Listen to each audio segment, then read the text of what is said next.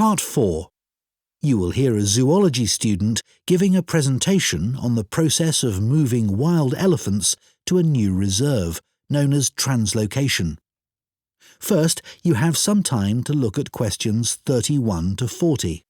Now listen carefully and answer questions 31 to 40.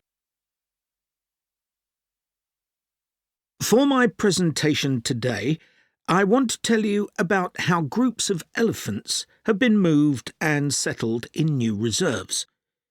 This is known as translocation and has been carried out in Malawi in Africa in recent years. The reason this is being done is because of overpopulation of elephants in some areas.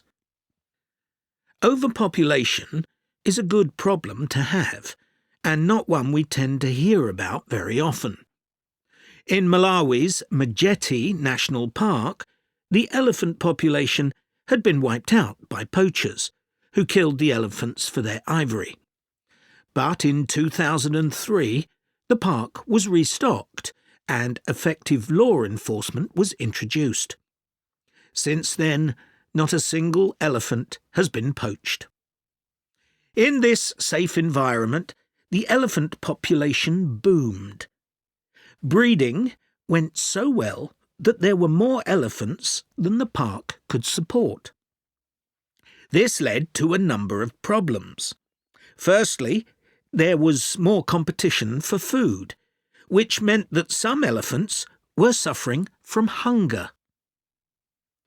As there was a limit to the amount of food in the national park, some elephants began looking further afield. Elephants were routinely knocking down fences around the park, which then had to be repaired at a significant cost.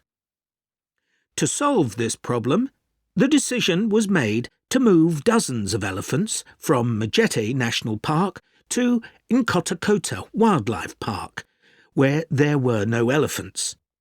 But, obviously, attempting to move significant numbers of elephants to a new home 300 kilometres away is quite a challenge.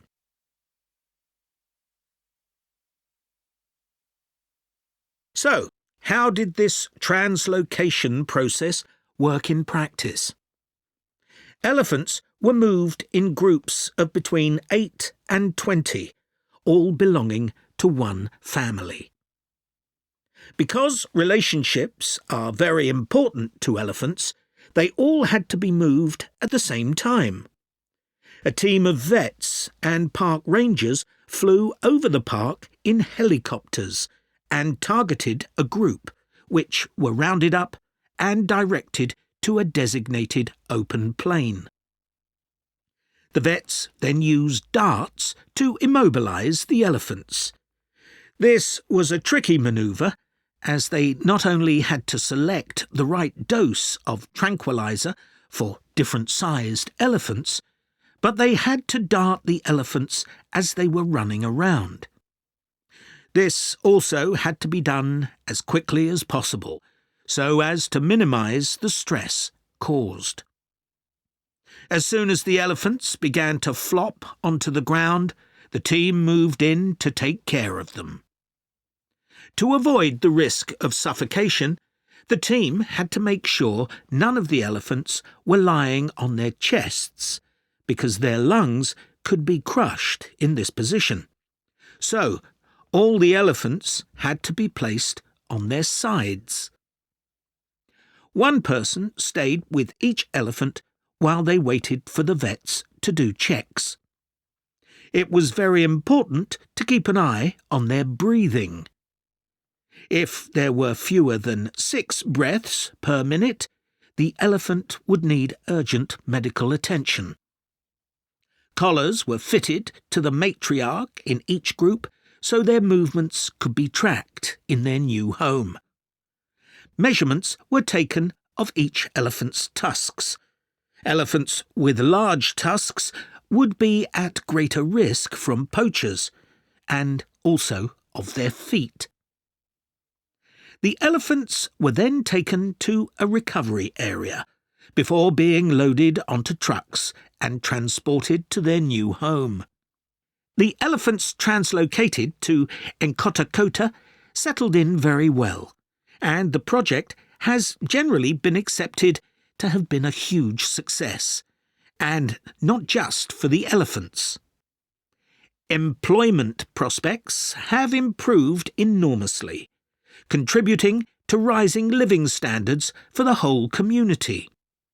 Poaching is no longer an issue, as former poachers are able to find more reliable sources of income.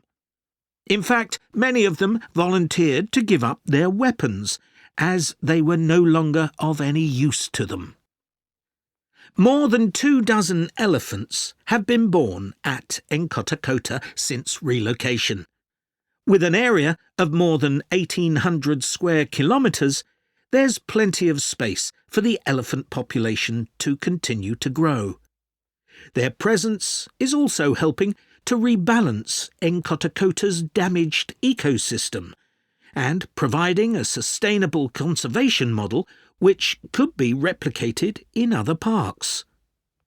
All this has been a big draw for tourism, which contributes 5 times more than the illegal wildlife trade to GDP, and this is mainly because of the elephants.